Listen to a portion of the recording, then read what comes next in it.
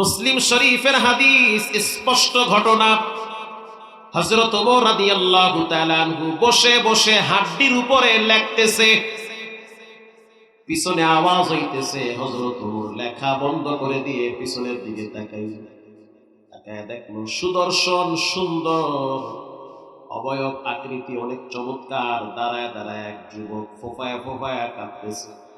হযরত ওমর রাদিয়াল্লাহু তাআলা আনহু প্রশ্ন করলো, মা ইউবকিকা ইয়া শাবাব, কেন কাঁদো, কি হয়েছে, তুমি না তরুণ নওজোয়ান যুবক? যুবক বলল, ওমর তোমার বাবার নাম হইল খাত্তাব, আমি তোমার আব্বারে চিনি। আল্লাহু আকবার বলেন।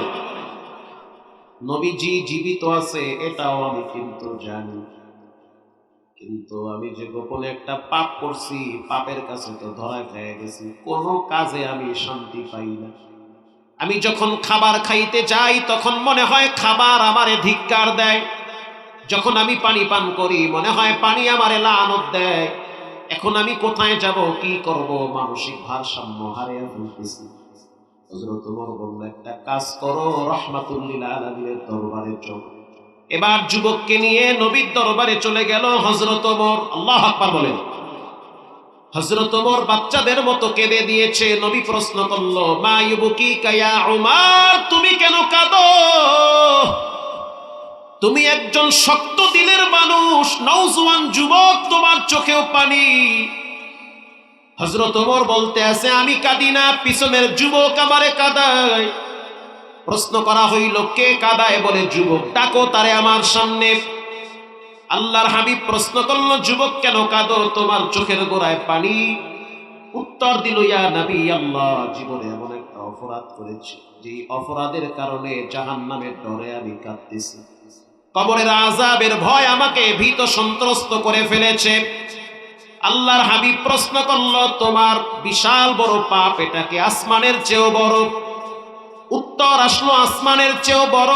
প্রশ্ন করা হইল, তোমার পাপ কি বিশাল সমুদ্রের চেয়েও বড়? বলে, হ্যাঁ। নবী আবার প্রশ্ন করলো, তোমার পাপ কি আল্লাহর দয়া মায়ার চেয়েও বড়? যুবক বলল, আল্লাহর দয়া মায়ার চাইতেও আমার পাপ অনেক বড় হবে।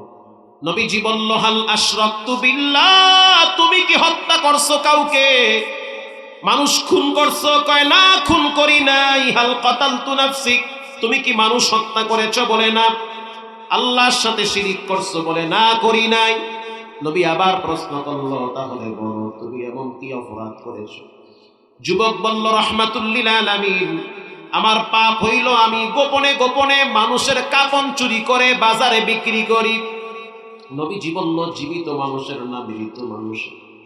যুবক বলল, হুজুর লজ্জার কথা, মৃত ব্যক্তিদের কাফন চুরি করে বাজারে বিক্রি করি। ঘটনাক্রমে আমি শুনতে পাইলাম মদিনার একজন সুন্দরী সুশ্রী নারী মারা গেছে। আনসারী মহিলার কবরের পাশে দাঁড়াইছি।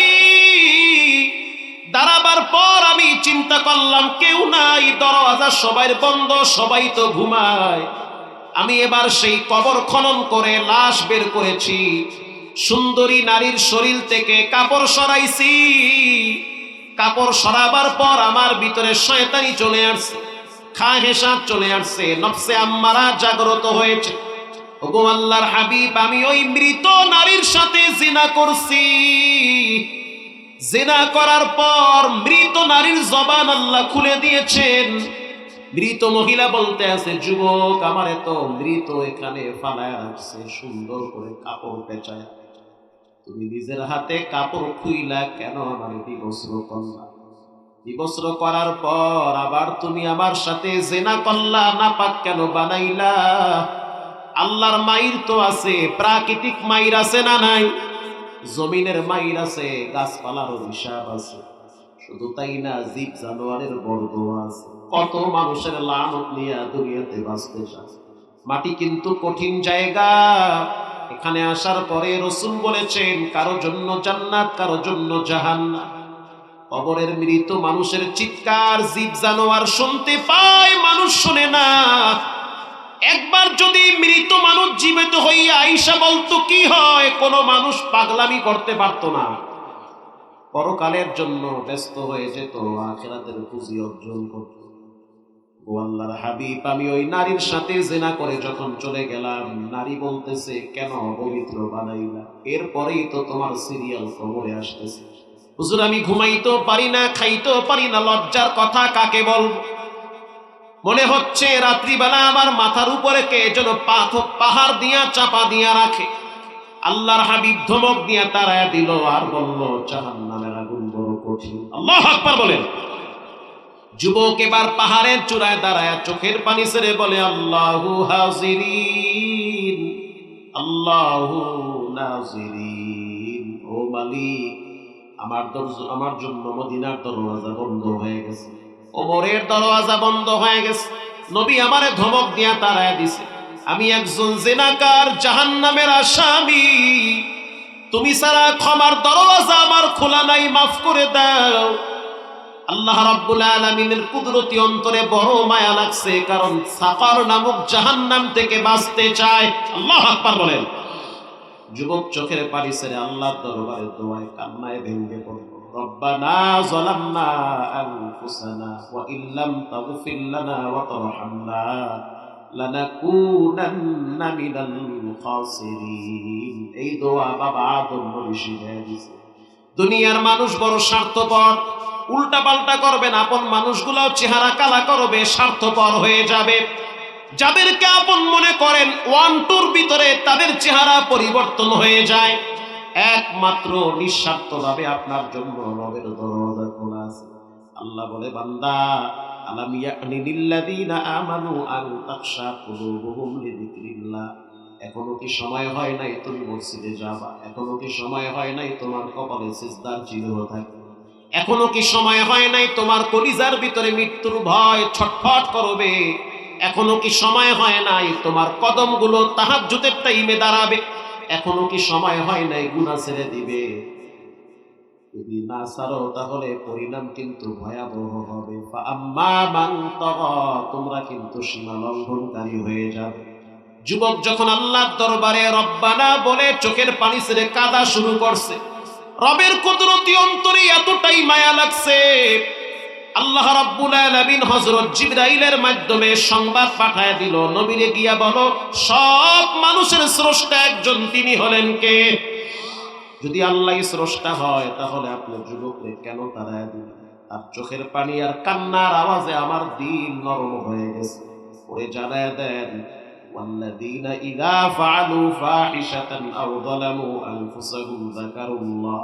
কেউ যদি গুনাহ করে, জিনা করে, হারাম খায়, ব্যভিচারে লিপ্ত হয়, মিথ্যা বলে, চগলখুরি করে, আর যখন তার মাথায় চিন্তা আসে, আহারে না জানি কখন আবার মৃত্যু চলে আসে, ভয় আসে, ওয়াল্লাযীনা ইযা ফাআলু ফাহিশাতান আও যালামু আনফুসাহুম যাকারুল্লাহ, আল্লাহকে স্মরণ করে আর গোপনে গোপনে বলে, মালিক ধইরেন না, বেইজ্জতি করিয়েন না, কিছুদিন বাঁচায় রাখেন। ওগো আমার হাবিব, ওই যুবক আমাকে স্মরণ করেছে। নবী বলেন, সুসংবাদ, আত্তাইবু মিনাজ যামবি কামান লা যামবালা। কেউ যদি তওবা করে, নারী হোক পুরুষ হোক, নিষ্পাপ বাচ্চার মতো তাকেও নিষ্পাপ বানায় দেওয়া হয়। আল্লাহু আকবার বলেন। জিনার গুনাহ রব্বুল আলামিন মাফ করেছে, শর্ত হলো রবের কাছে তওবা করা লাগবে। প্রিয় ভাইরা আমার, ইব্রাহিম পয়গম্বরের হাতে পায়ে শিকল লাগানো হয়েছিল নমরুদের অগ্নিকুণ্ডে ফালাবার জন্য। যখন ইব্রাহিম নবীকে বিবস্ত্র করার জন্য তার বাবা আজরকে নিয়োজিত করেছে, পৃথিবীর ইতিহাসে একজন নবীকে বিবস্ত্র করা হয়েছিল, তার নাম হলো ইব্রাহিম। আল্লাহু আকবার বলেন। একজন পয়গম্বর, একজন রাসূলকে উলঙ্গ করা হয়েছিল শুধুমাত্র দ্বীনের স্বার্থে, তাওহীদের জন্য, রবের জন্য বিবস্ত্র করা হয়েছে। আল্লাহর রাসূল বলেন, বিচারের দিন কিচ্ছু থাকবে না, মানুষ উলঙ্গ দ্বারা থাকবে। সূর্য মাথার কিনারায় চলে আসবে, পায়ের নিচে জুতা নাই, মোজা নাই, কেউ কারো দিকে তাকাবার সাহস পাবে না, মানসিকতা থাকবে না, শক্তি থাকবে না। রাসূলুল্লাহ বলেন, সূর্য মাথার কিনারায় চলে আসবে, বেনামাজি, নাফরমান, হারামখোরদের জিহ্বাটা নাভি পর্যন্ত ঝুলে যাবে। রব্বুল আলামিন বলবেন তাহতাস সারা, যারা অন্যের জমিন জোর করে খেয়েছো, জমিনটা আজকে তার গলায় ঝুলায় দেওয়া হবে। ঠিক না বেঠিক? সেই বিচারের ময়দানে রব্বুল আলামিন সর্বপ্রথম যেই ব্যক্তিকে কাপড় পরিধান করাবে ওই ব্যক্তির নাম হলো ইব্রাহিম আলাইহিস সালাম। আল্লাহু আকবার বলেন। নবীজি বলেন সর্বপ্রথম একজন ব্যক্তিকে জান্নাতি পোশাক পরানো হবে, ওই ব্যক্তি হলো তোমার আমার জাতির পিতা ইব্রাহিম। ঠিক না বেঠিক? ইব্রাহিম নবীকে যখন আগুনে ফালানো হবে, ওই সময় নমরুদ তার বাবাকে বলেছিল তুমি নিজের হাতে সন্তানকে উলঙ্গ কর। এটা কিন্তু সাধারণ পরীক্ষা নয়, এটা হলো কঠিন পরীক্ষা। ইব্রাহিম নবীর পরনে একটা ঢোলা পায়জামা ছিল। তাফসীরে রুহুল মানিতে আসছে পায়জামাটা অনেক ঢোলা ছিল, ফিতা লাগানো ছিল। ইব্রাহিম নবীর পায়ে শিকল লাগানো, হাতেও শিকল লাগানো। আপন বাপ পায়জামার ফিতা ধরে যখন টান মারছে, সন্তান লজ্জায় মাথা নত করছে। হযরত জিবরাইল বলতে আছে আল্লাহর খলিল ইব্রাহিম, আমি আপনার সহযোগিতায় আসতে চাই। 600 ডানা আছে, একটা ডানা দিয়া যদি আঘাত করি নমরুদের অগ্নিকুণ্ড বঙ্গোপসাগরে ভাসবে। বলেন আমি কি আপনার কোন সহযোগিতা করতে পারি? তাফসীরে রুহুল মানিতে আসছে ঈমান কাকে বলে, মুজাহাদা কাকে বলে, রবের উপরে তাওয়াক্কুল কাকে বলে শুনে নেন। ইব্রাহিম নবী স্পষ্ট জিবরাইলকে জানায় দিল তোমার সহযোগিতার প্রয়োজন নাই, তুমি চলে যাও। আল্লাহু আকবার বলো। সহযোগিতা লাগবে না, তুমি চলে যাও। হযরত জিবরাইল বলল কার সহযোগিতা লাগবে তার কাছে চাও। ইব্রাহিম নবী জবাব দিল আমি কেন চাবো, সে কি আমারে দেখে না? বান্দা যখন চোখে নাকে কিছুই দেখে না, দেওয়ালে পিঠ থেকে যায় কসম খোদার, তখন রবের সাহায্য বান্দার মাথার উপরে ঘুরে। আল্লাহু আকবার বলেন। যখন আপনার কেউ থাকবে না, স্পষ্ট মনে রাখবেন তখন আপনার জন্য মহান শক্তি, মহান রব, মহান স্রষ্টা একজন থাকবে। তিনি হলেন কে? ইব্রাহিম নবীকে যখন আগুনে ফালানো হয়, আল্লাহ রাব্বুল আলামিন ডাইরেক্ট আগুন রে অর্ডার করলো, কুল্লা ইয়া নারু কুনি বারদান ওয়া সালামান আলা ইব্রাহিম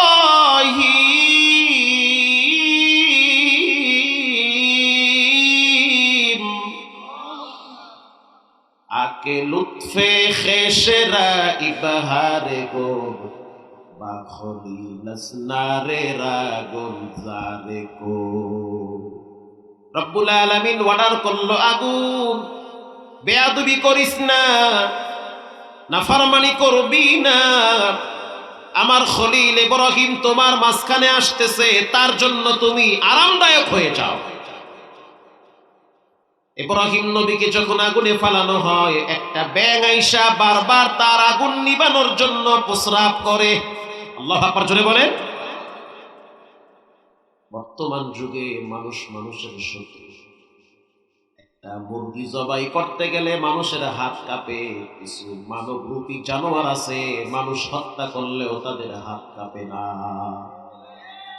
এই দেশে কুকুর হত্যার বিচার হয়, মানুষ হত্যার বিচার হয় না। এটাই হলো বাংলাদেশ।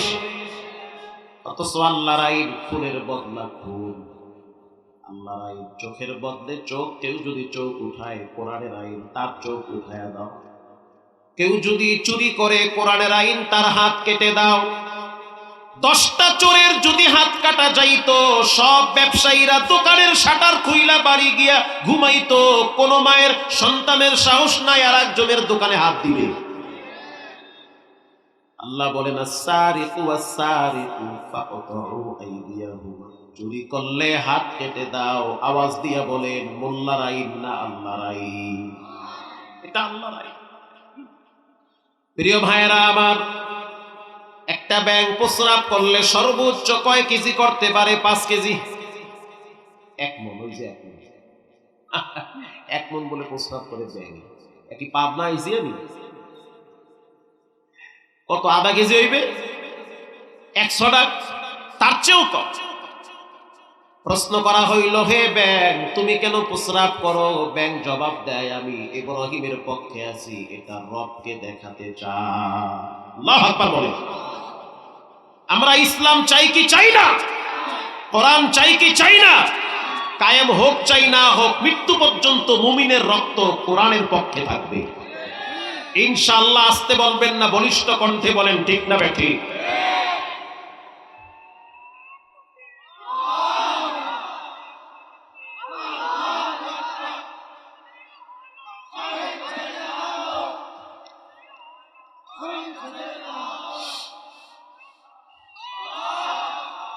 ঠিক আছে, জোশ আছে, সব ঠান্ডা হয়ে যায়।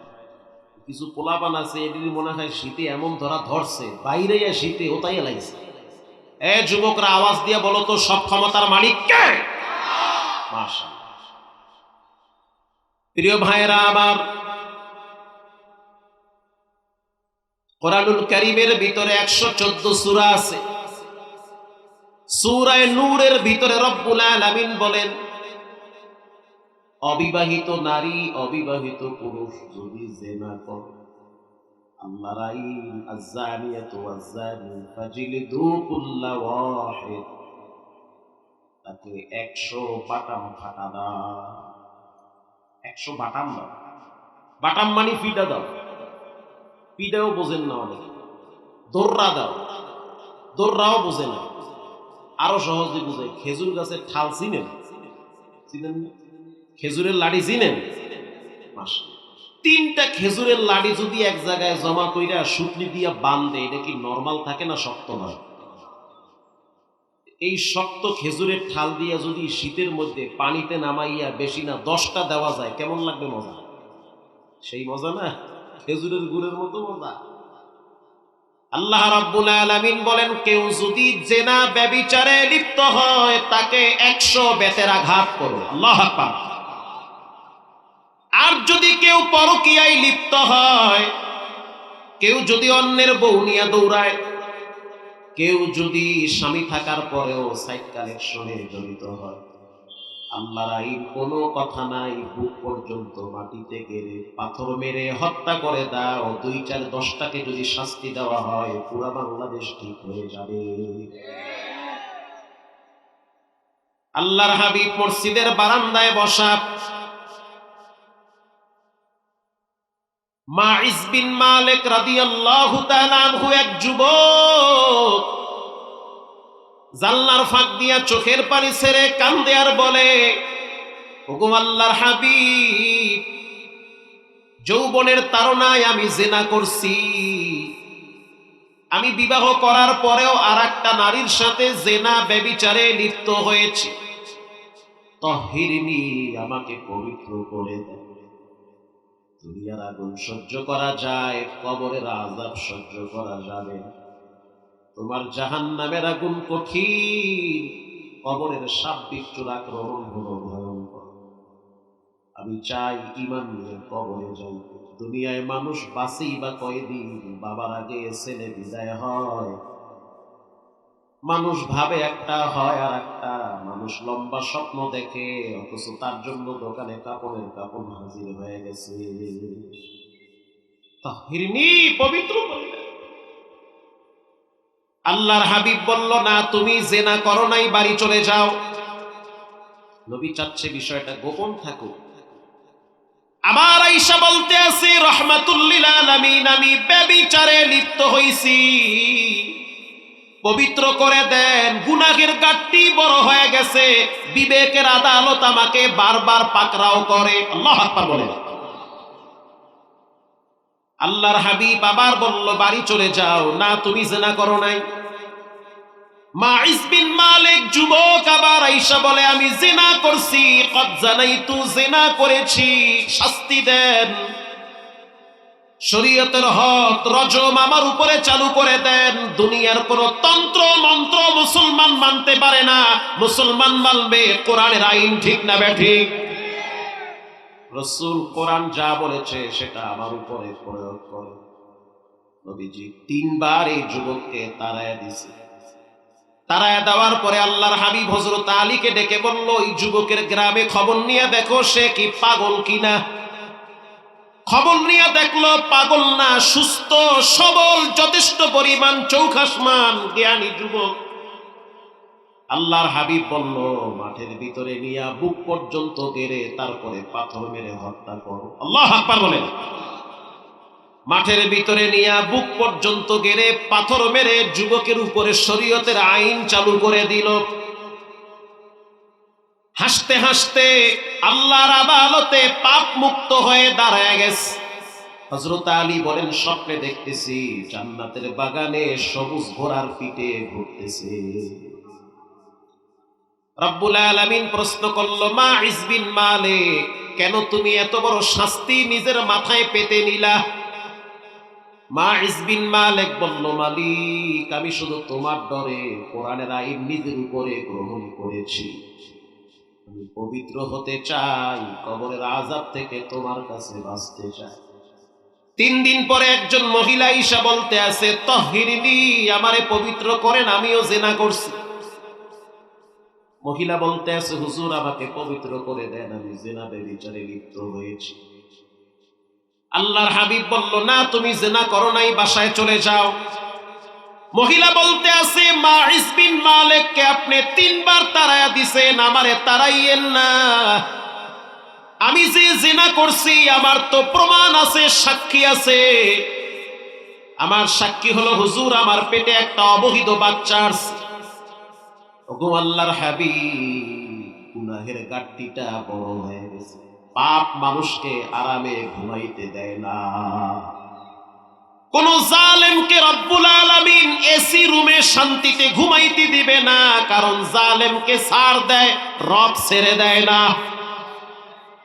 আবার এমন মানুষ আছে দিন আনে দিন খায়, গাছতলায় একটানা নাক ডাইকা ঘুম দেয়, 3 ঘন্টা ঘুমায়, মাঝখানে ব্রেক নেয় না। বলেন সব ক্ষমতার মালিক কে? প্রিয় ভাইরা আমার, আল্লাহর হাবিব বলল, তুমি অপরাধ করলা, পেটের বাচ্চা তো অপরাধ করে নাই। যাও বাসায় চলে যাও, বাচ্চা ভূমিষ্ঠ হোক। বাসায় চলে গেল, বাচ্চা ভূমিষ্ঠ হইল। কিছুদিন পর মহিলা বাচ্চা কোলে নিয়ে নবীর কাছে আসছে। আয়েশা বলল, রাহমাতুল লিল আলামিন, তাহহিরনি, আমারে পবিত্র করেন। আল্লাহর রাসূল বলল, তুমি পাপী, কিন্তু বাচ্চার তো কোনো পাপ নাই। মা বোনেরা দিলের কান লাগায় শুনেন, কোন পাপ মানুষকে শান্তিতে খাইতেও দেয় না। পাপের অপর নাম হলো মানসিক যন্ত্রণা। মহিলা আবার চলে আসছে আল্লাহর নবীর দরবারে বাচ্চা নিয়ে। হুজুর, এই দেখেন বাচ্চা, আপনি আমারে শাস্তি দেন, বাচ্চার ভালোবাসা আমারে দুনিয়ায় বাঁচায় রাখতে পারবে না। আল্লাহর রাসূল বলল, এতটুকু দুধের বাচ্চা কে লালন পালন করবে, কে দুধ পান করাবে? যখন নিজের খাবার নিজে খাইতে পারবে তখন দেখা যাবে। যুবক এবার এই মহিলাটা বাচ্চা নিয়ে বাড়িতে চলে গেল। 2 বছর নিজের স্তন থেকে দুধ পান করাইলো। দুধ পান করানোর পর একদিন হাতে রুটি দিয়া দেখলো বাচ্চা নিজে ছিঁড়ে ছিঁড়ে খেতে পারে। দুধের বাচ্চা নিয়ে নবীর সামনে দাঁড়ায় বলতেছে, হুজুর আমারে শাস্তি দেন। এই 2টা বছর তার এক একটা রাত, এক একটা দিন, এক এক বছরের মতো অতিবাহিত হয়েছে। পুলিশ লাগে নাই, র‍্যাব লাগে নাই, থানা লাগে নাই, জেলখানা লাগে নাই, কোরআনের আইনই তার জন্য যথেষ্ট হয়ে গেছে। যথেষ্ট হয়ে গেছে।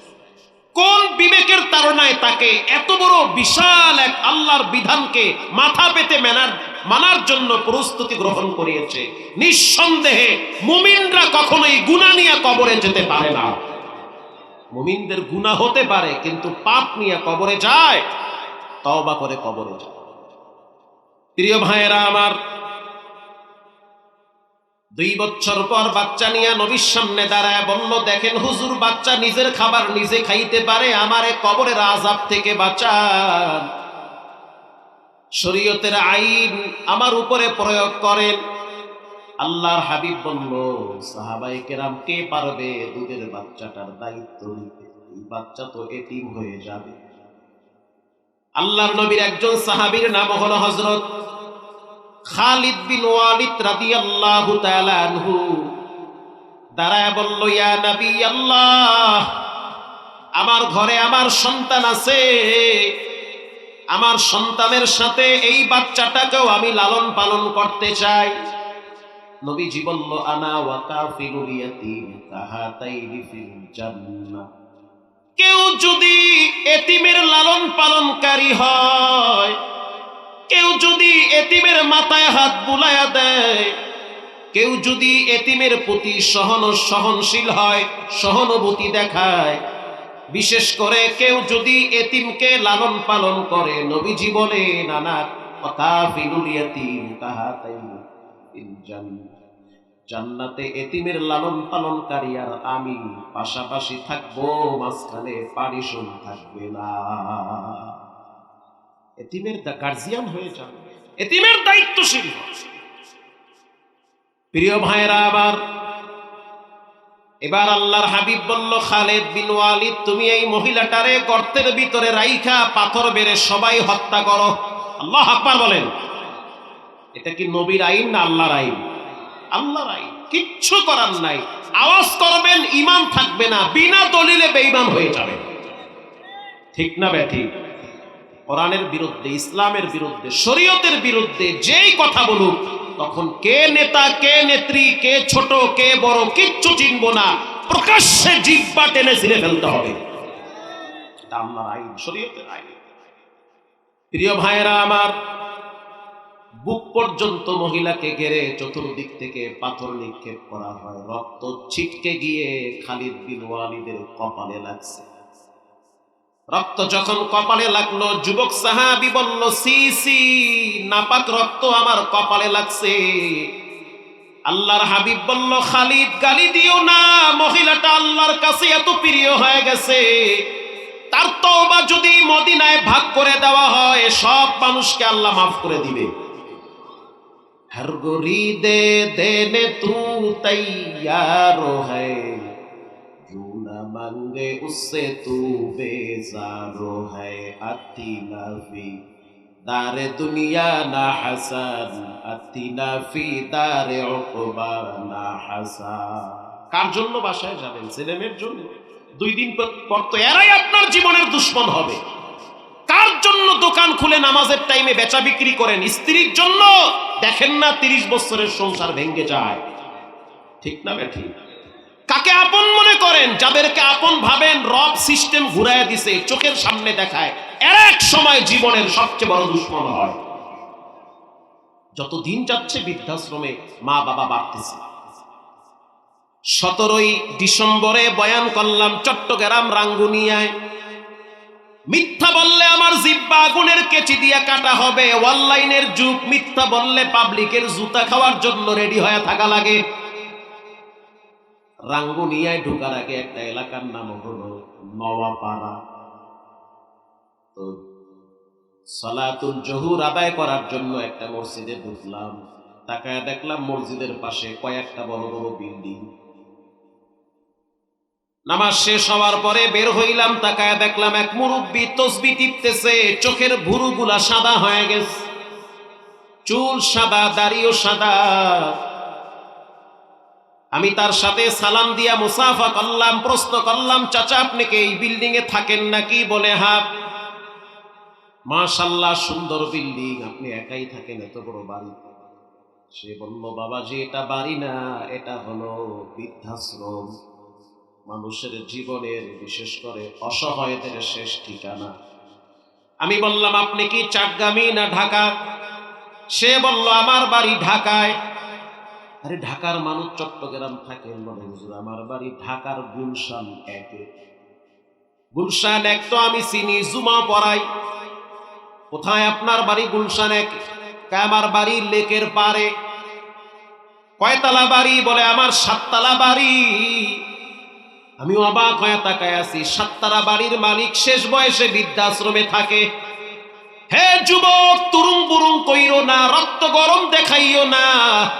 জীবনের মোড় কোথায় গিয়া থামবে, কোন ঘাটের পানি কই যায় তুমি কিন্তু জানো না।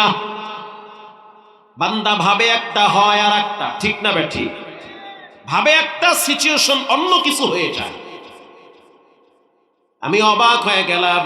চাচা আপনার কি বাপ মা ভাই বেরাদার আপনজন কেউ নাই? বলল হুজুর আমার কেউ নাই, শুধু একটা ছেলে আছে। আমি বললাম ছেলের নাম কি রাখছেন? কয় নাম রাখছে জুয়েল। নামটাও তো ভেজাল। তো নিজের ঘরে কেন থাকেন না? বলে মাঝে মাঝে আমার সন্তান আমার উপরে খেপে। শুধু তাই না, ঘরে আইসা মাঝে মাঝে ফ্রিজ ধইরা ঠেলে আর কয় রাস্তার মাঝখানে কাজ। তার মানে বুঝা গেল মস্তিষ্ক ঠিক নাই, বাবা খায়া মেন্টাল হয়ে গেছে। আমি আবার প্রশ্ন করলাম সন্তান কি লেখাপড়া করে নাই? বলে ইংলিশ মিডিয়ামে পড়ছে, উচ্চ শিক্ষিত। জানতে জানতে জানতে জানতে জানোয়ার হয়ে গেছে। আমি অবাক হয়ে তাকায় রইছি। আমার মন চাইতেছিল তার সাক্ষাৎকারটা আমি ভিডিও করি, কিন্তু লজ্জার বিষয়, শিক্ষার জন্য আমি আপনাদেরকে শোনাইতেছি। আমি তাকে বললাম যে চাচা মনে কিছু নিয়েন না, নিজের ঘরে থাকতে পারেন না, খুবই কষ্টের বিষয়, থানায় মামলা করেন। কয় বাপ হইয়া ছেলের নামে মামলা করব, এটা তো আরো লজ্জা। রাত্রিবেলা আমার ছেলে বলে পুরা বাড়িটা আমার নামে লেখা দাও। এরকম একটা আর দুইটা না, হাজার হাজার ঘটনা বাংলাদেশে ঘটতেছে। বাপ ব্যাংকার, কয়েক লক্ষ টাকা ব্যাংকে জমা ছিল। ছেলে মেয়েরা সকালেও পাও টিপে, রাইতেও পাও টিপে। বাপের পাও টিপে না, টাকার পাও টিপে। যেই দিন পাম্পট্টি মাইরা টাকা নিয়ে গেছে, এরপর থেকে পাও তো দূরের কথা, গেলাসে পানিও দেয় না। আর লইয়া খাও, তুমি কি মরছো? যতদিন বাবার অ্যাকাউন্টে টাকা ছিল ততদিন ছেলে মেয়েরা খেদমত করেছে। যখন বাবার টাকা নাই, তখন ছেলে মেয়েদের কাছে মা বাবা বোঝা হয়ে গেছে। এজন্য আমি জুমায়ও বলি, যাদের টাকা পয়সা আছে ছাড়বেন না, মরলে তো এমনি ভাগ পাইবে। মরা পর্যন্ত হাতে রাখবেন, অন্তত পক্ষে ছেলে মেয়েরা টাকার লোভে হলেও আপনার খেদমত করবে, কারণ যুগের বাতাস পাল্টে গিয়েছে। আসতে বলবেন না, জোরে বলেন ঠিক না বেঠি? এই পোলার দরদে লেহেন 3 করা, আর এক মাইয়ার প্রেমে পাগল হইয়া হেরে দেন 6 করা, আর এক পোলা পাম মারে হেরে দেন 10 লাখ। এই সমস্ত ফাইজদামি করবেন না। টাকা যা আছে সব থাকবে, কামাই কইরা খাও। টাকা থাকা মানে শরীরের শক্তি। যদ্দূর অসুস্থ আছেন, টাকার গরমে এর চেয়ে বেশি সুস্থ থাকবে। টাকা পয়সা সব দিয়ে লেটায় পড়ছে। হুজুর পোলায় কথা হনে না কেন? হনে না আপনি কি লিগে আল্লাহর কথা হনেন না? আমি বললাম চাচা মনে কিছু নিয়েন না। সকালবেলা সন্তানকে মসজিদ চিনাইছেন? কয় না চিনাই নাই। আমি নিজেই তো মসজিদে যাই নাই, পোলা আবার চিনামু কেমনে? রাগ করবেন না, সন্তান কি কোরআন চিনে? বলে কোনো মতে আলিফ বা তা পারে। আমি আবার প্রশ্ন করলাম চাচা রাগ করিয়েন না, মনে কষ্ট নিয়েন না। যেই মা বাবা সন্তানকে পশ্চিম চিনায় না, যেই মা বাবা সন্তানকে কোরআন চিনায় না, রব চিনায় না, রসুল চিনায় না, এক সময় দেখা যায় ওই সন্তান মা বাবাকে চিনতে চায় না। আসতে বলবেন না, জোরে বলেন। চিনতে চাবেন? আল্লাহর কসম 100 বার বললাম, আমি তার হাতে চুমা দিলাম। যখন চুমা দিলাম তখন আমি বললাম আপনি আমার বাবার বয়সী বিদায় চুমো দিয়েছি, যদি আমার আব্বা হইতেন তাহলে আমি আপনার পায়ে চুমা দিতাম। এই শিক্ষা আমাকে কোরআন দিয়েছে, ইসলাম দিয়েছে, রসুল দিয়েছে। বড়কে সম্মান করো, ছোটকে স্নেহ করো, ঠিক না বেঠিক? জন্য বারবার বলি খবরদার, ছেলে মেয়ে লাইনচ্যুত হওয়ার আগে তাদেরকে দিন চিনান, ইসলাম চিনান, কোরআন চিনান। তাদের রক্ত, তাদের জীবন ব্যয় হবে ইসলামের জন্য। এই যে মুগদা মেডিকেলের পাশে নন্দীপাড়া, এটা তো ভিডিও হচ্ছে, মিথ্যা কইলে তো ফিরে খাওয়া লাগবে 10টা। এলাকার নাম নন্দীপাড়া, পাশে এলাকার নাম হইল খিলগাঁও, এর পাশে হইল মতিঝিল। কি ঝিল? মতিঝিল। আরো জোরে বলেন কি ঝিল? নরমাল এলাকা না ভিআইপি? ভিআইপি এলাকা। ভিআইপি মানে ভিআইপি বাটাম। একটা প্রতিষ্ঠানে সকালবেলা মা বাচ্চা নিয়ে আসে, প্রিন্সিপাল স্যার বলল হুজুর অবস্থা বড় খারাপ, প্রতিদিন সকালবেলা মা বাচ্চারে মাদ্রাসায় নিয়ে আসে। ঘটনাক্রমে একদিন আইসা বলতে আছে হুজুর আমার ছেলে আমার গায়ে হাত দেয়, শুধু তাই না ওর বাবার গায়ে মাঝে মাঝে রিমোট দিয়া বাড়ি মারে। উস্তাদ অবাক হয়ে গেল, 6 বছরের বাচ্চা মায়ের গায়ে হাত দেয়, বাবার গায়ে রিমোট দিয়া বাড়ি মারে, কি আজীব ব্যাপার। বাচ্চাটারে কাছে ডাইকা প্রশ্ন করলো, সন্তান নিজের হাতে মায়ের গায়ে হাত দাও, চরম বেয়াদবি। বাবার গায়ে রিমোট দিয়া বাড়ি মারো, চরম পর্যায়ের বেয়াদবি। কেন তুমি বাবার গায়ে হাত দাও, কেন মায়ের গায়ে হাত দাও? খোদার কসম বাচ্চা বলল উস্তাদ আমার মেজাজটা ঘরে গেলে গরম হয়ে যায়। বলেটা কি? 6 বছরের বাচ্চার মেজাজ ঘরে গেলে গরম হয়ে যায়। উস্তাদ তাকে চিপস দিল, চকলেট দিল, দেওয়ার পরে বলল বাবা সত্য করে বলো তোমার দাদা দাদি কোথায় থাকে? বাচ্চা বলল উস্তাদ আমি আমার আব্বু আম্মুর মুখে শুনছি দাদা দাদি নাকি মাদ্রাসায় পড়ে। উস্তাদ অবাক হয়ে গেল, দাদায় না হয় মাদ্রাসায় পড়ে, মহিলা মানুষ বুড়ি দাদি কোন মাদ্রাসায় পড়ে? ঠিক না ব্যাঠিক? উস্তাদ বলল সেই মাদ্রাসা কোথায়? বলে গাজীপুর হোতাপাড়া। উস্তাদ অবাক হয়ে আবার জিজ্ঞেস করলো তুমি তো বাংলা দেখা দেখা পড়তে পারো, আমাদের মাদ্রাসার নাম কি? বলে মার্কাজ। দাদা দাদি যেই মাদ্রাসায় পড়ে বলো সেই মাদ্রাসার নাম কি? বলে মাদ্রাসার নাম হইল বয়স্কদের পুনর্বাসন, তার মানে হলো বৃদ্ধাশ্রম। উস্তাদ চেহারে বসা ছিল, মনে হচ্ছে নিচে পড়ে যাচ্ছে। নিজের মা বাবারে বৃদ্ধাশ্রমে পাঠাইয়া সন্তানকে আলেম বানাবার চিন্তা করা বোকামি ছাড়া কিছুই না।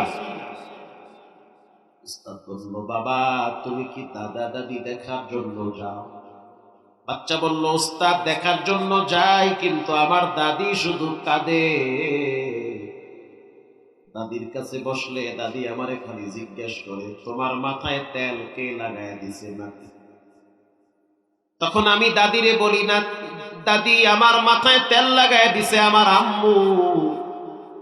আমার দাদি আবার জিজ্ঞেস করে নাতি এত সুন্দর জামাটাকে পরিষ্কার করে দিয়েছে? বলে আমার মা। আমার দাদি আবার প্রশ্ন করে নাতি সকালবেলা নাস্তা খাইছো? কয় খাইছি। কে বানাইছে? কয় আমার মা বানাইছে। উস্তাদ আমার দাদি শুধু কাঁদে, আবার জিজ্ঞেস করে তোমার পায়ের জুতাগুলা অনেক সুন্দর, পরিষ্কার কে করছে? কয় আমার আম্মু। তোমাদের ঘরে তো এসি আছে দাদু? বলে আমাদের ঘরে এসি আছে, সুন্দর রুমে সুন্দর এসি, কারেন্ট না থাকলে গরম লাগে না। তখন উস্তাদ আমি আমার দাদিরে বলি কারেন্ট না থাকলে গরম লাগলে আমার আম্মু বাতাস করে আমার। উস্তাদ তখন আমার দাদিরে দেখি চোখের পানি দিয়া বুক ভিজায়া ফেলাইতেছে, আর বলতে আছে নাতি এমন একটা দিন ছিল যেই দিন আমি তোমার বাবার মাথায় তেল লাগায় দিতাম।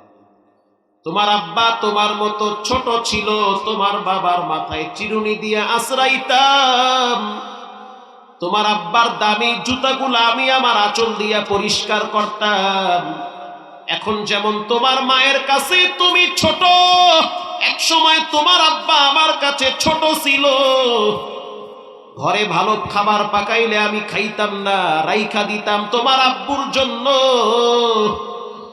শুধু তাই না তোমার আব্বুরে প্রতিদিন আমি পাখা দিয়া বাতাস করে করে করে করে ঘুম পাড়াইতাম, কারণ তখন তো আর কারেন্টও ছিল না, এসিও ছিল না। ওস্তাদ আমি আমার দাদুর কাছে যাইতাম, বৃদ্ধাশ্রমের ভিতরে অনেক বড় এরিয়া, পুকুর আছে, মাছ চাষ হয়। বয়স্ক মানুষগুলা বিকাল বেলা সেখানে ছিপ দিয়া মাছ ধরে, একটা কাজের ভিতরে থাকে। আমি আমার দাদুর কাছে যখন যাই আমার দাদু সব সময় চেহারা অন্ধকার করে রাখে। আমার দাদু প্রায় বলে আমার হয়তো দুনিয়া থেকে বিদায়ের সময় হয়ে গেছে, আমি যদি মারা যাই আমার লাশ যেন তোমার আব্বা না দেখে, তোমার আব্বা যেন আমার চেহারাটা না দেখে। আমি আমার জীবন যৌবন পুরাটাই তোমার আব্বার পিছনে ব্যয় করছি।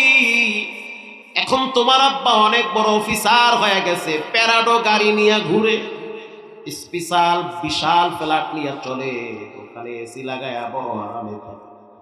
আমরা ঘরে থাকলে নাকি তার গেস্ট আসলে সমস্যা হয়। আমরা বিছানায় প্রস্রাব পায়খানা করে দিলে পরিষ্কার করার মানুষ নাই। আমাদের মৃত্যুর পরে তোমার আব্বা যেন জানাজা পড়তে না আসে। নাতি, তুমি বড় হইলে জানাজা তুমি পড়াবা।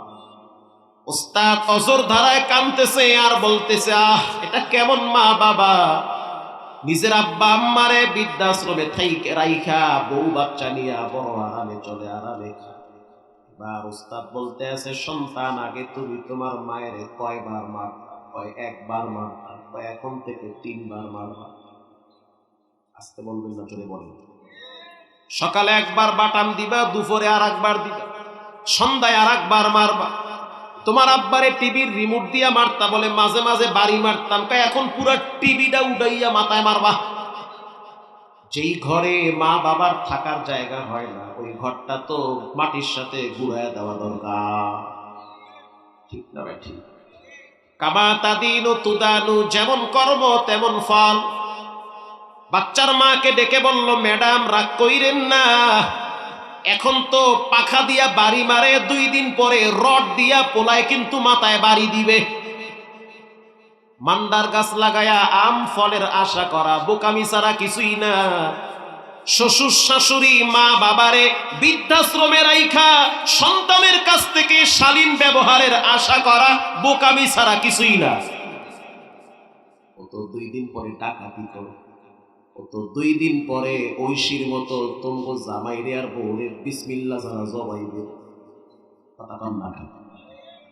এজন্য সাবধান, সন্তানকে কোরআন চিনান, ইসলাম চিনান, রব চিনান, রসুল চিনান। আপনি অবাক হয়ে যাবেন, ঢাকা শহরের বেশিরভাগ ধনী ফ্যামিলির বাচ্চাদেরকে এখন মাদ্রাসায় পড়ায়। সচিবের ছেলে মাদ্রাসায় পড়ায়। কেন পড়ান? পিডার থেকে বাঁচার লোকে যে শুরু হয়েছে, সে রাইতের বেলা ঘর দরজা ভাঙ্গে ফেলায় নেশার টাকার জন্য। প্রিয় ভাইরা আমার, আমি আপনাদের সামনে সূরা মুদ্দাসসির থেকে 3টা আয়াত তেলাওয়াত করেছি। রব্বুল আলামিন বলেন, ইয়াতাসাআলুনা আনিল মুজরিমিনা মা সালাকাকুম ফি সাকার। কিয়ামতের দিন জান্নাতীরা যখন জান্নাতে চলে যাবে, জান্নাতীরা জাহান্নামীদেরকে বলবে, তোমরা সাকার নামক জাহান্নামে কেন আসলা? জাহান্নামের অনেকগুলা নাম আছে, যেমন একটা নাম হলো সাকার, জাহান্নামের আরেকটা নাম আছে লাযা, জাহান্নামের আরেকটা নাম আছে হুতামা। দুনিয়ার আগুন ডান হাতে লাগলে বাম হাত জ্বলে না। আল্লাহ বলেন, আল্লাতী তাত্তালিউ আলাল আফইদা, জাহান্নামের আগুন শরীরের যে কোনো অঙ্গে লাগলে কলিজা পর্যন্ত ভুনা হয়ে যায়। রানা প্লাজা ভেঙে পড়েছিল, আপনারা তো অনেকেই দেখেন। আমি তো 3 দিন সেখানে ছিলাম, আমার নিজের চোখে দেখা। এমন যুবক রানা প্লাজার চিপার ভিতরে পড়ছে, আগুনে পুড়তে পুড়তে যার একটা হাত একেবারে শেষ হয়ে গেছে। চোখের সামনে দেখলাম সেনাবাহিনী আগুনে পোড়া হাত বের করতেছে। এমনও যুবক দেখছি যে কিনা ভিতরে মেশিন দিয়া কাপড় সেলাইতো, একটু পরে কি হবে কল্পনাও করতে পারে নাই। হঠাৎ বিকট আওয়াজ, ভেঙ্গে চুরে মাথার উপরে পড়ল। যখন মাথার উপরে পড়েছে, রব্বুল আলামিন একটা তক্তার নিচে তাকে নিরাপদে রাখছে। কিন্তু হাতটা ওয়ালের ওই পাশে গেছে, ওই পাশে তো আবার আগুন লাগছে। হাত পুড়তেছে, টের পাইতেছে, কিন্তু টান দিতে পারে না, কারণ ওয়ালের চিপায় পড়ছে। কথা কি বুঝেন? ওয়ালের চিপায় পড়ছে, টানতে পারে না, কিন্তু আগুনে পুড়ে। তখন বলে, মালিক তুমি ছাড়া আমার কেউ নাই। যতদিন তুমি সুখে ছিলা ততদিন তো মালিককে ভুলছো, এখন তুমি কষ্টে পড়ছো, এখন তুমি বলো মালিক তুমি ছাড়া কেউ নাই। এজন্য যুবকদেরকে বলবো, সুস্থ থাকা অবস্থায় তোমার কদম যেন মসজিদে যায়। আসতে বলবেন না, জোরে বলেন। হঠাৎ তখন কি হয়ে যাবে কারো জানা আছে? কারোই জানা। সিরাজগঞ্জ একটা এলাকার নাম হলো বেলকুচি, নাম শুনছেন না? বেলকুচি রাজাপুর প্রায় বয়ানে যায়। মুরব্বীরে দেখি ছেলের ছবি নিয়ে দাঁড়ায় রয়েছে, প্রায় দাঁড়ায় থাকে। বাবাজি কার ছবি? বলে আমার ছেলের ছবি। চট্টগ্রামের সীতাকুণ্ডে কন্টিনিউয়ার বাস্ট হয়ে ফায়ার সার্ভিস 17 জন মারা গেছিল। ওই ফায়ার সার্ভিস কর্মীদের ভিতরে আমার ছেলে ছিল। হুজুর আগুনে পুড়তে পুড়তে পুড়তে পুড়তে চেহারা কালা হয়ে গেছে। আমি চিনতে পারি নাই যে এটা আমার সন্তান। পুরা চেহারাটা অন্ধকার হয়ে গেছে, দুনিয়ার আগুন। হুজুর আমার ছোট্ট একটা বাচ্চা আছে, একেবারেই মাসুম বাচ্চা, প্রতিদিন কাঁদে বাবার জন্য, কিন্তু বাপ তো আগুনে পুড়ে কবরে গেছে। সব বাদ দিলাম, 3 দিন আগে চাঁদপুর নদীতে লঞ্চ অ্যাক্সিডেন্ট করে 7 জন মারা গেল। সব বাদ দেন, প্রতিদিন আপনাদের হাইওয়ে রোডে গাড়ি অ্যাক্সিডেন্ট হয়, প্রায় দিন শুনি গাড়ি পড়ে জায়গায় 3-4 জন শেষ। প্রত্যেক বৃহস্পতিবার আমার মাহফিল ঢাকার আশেপাশে থাকে, বেশিরভাগ কুমিল্লায় রাখি, কারণ জুমার দিন ঢাকায় জুমা পড়ার লাগে। চোখের সামনে দেখি হেলমেট এক জায়গায়, ঘিলু আর এক জায়গায়, হেডফোন আর এক জায়গায়। ও ভাবলো কি আর হইল কি, স্বপ্ন দেখছি বাড়ি যাবে, কিন্তু কবরের ভিসা চলে আসছে। ঠিক না বেঠিক? জাহান্নাম স্পষ্ট ভাবে জানায় দিল। আমার মাঝখানে আসবে 4 কোয়ালিটির মানুষ সবচেয়ে বেশি।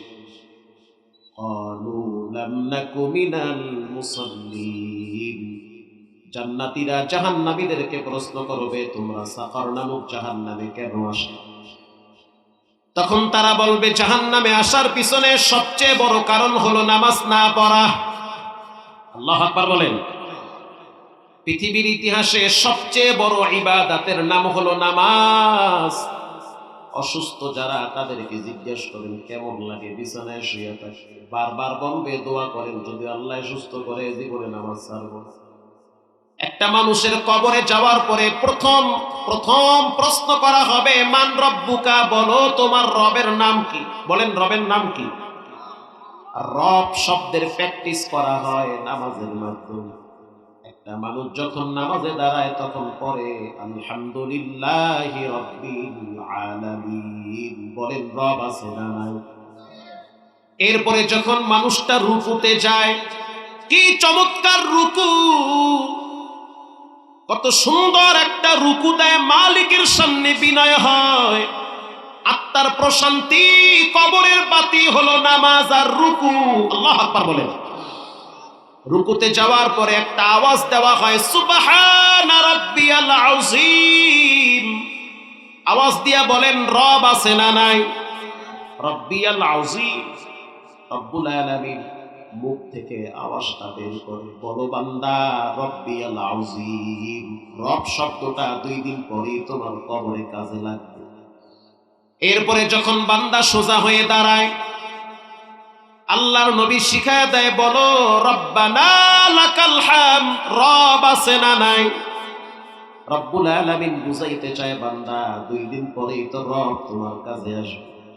এরপরে যখন বান্দার অস্তিত্ব, আমিত্ব, অহংকার বিদায় করে রব্বুল আলামিনের কুদরতি পায়ে সিজদায় লুটিয়ে পড়ে, তখন আওয়াজ দিয়া বলে সুবহানা রাব্বিয়াল আ'লা। বলেন রব আছে না নাই? তাহলে প্রতিদিন কতবার রব সব শব্দ মুখ থেকে বের হয়। এরপরে নামাজ শেষ হওয়ার পর আপনার মনে চায় আমি একটু আল্লাহর কাছে দোয়া করি।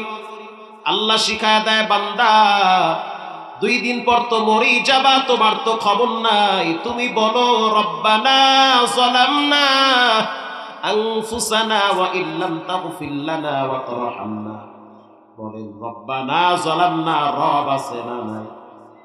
আপনি সন্তানের আশা করেন, আপনি আল্লাহর কাছে দোয়া করতেছেন, রব্বানা হাবলানা মিন আজওয়াজিনা। বলেন রব আছে না নাই? আপনি আপনার আব্বা আম্মার জন্য দোয়া করতেছেন, আল্লাহ শিখায় দেয়, বান্দা দোয়া করো রব্বিরহামহুমা কামা রব্বায়ানি সগীরা। বলেন রব আছে না নাই?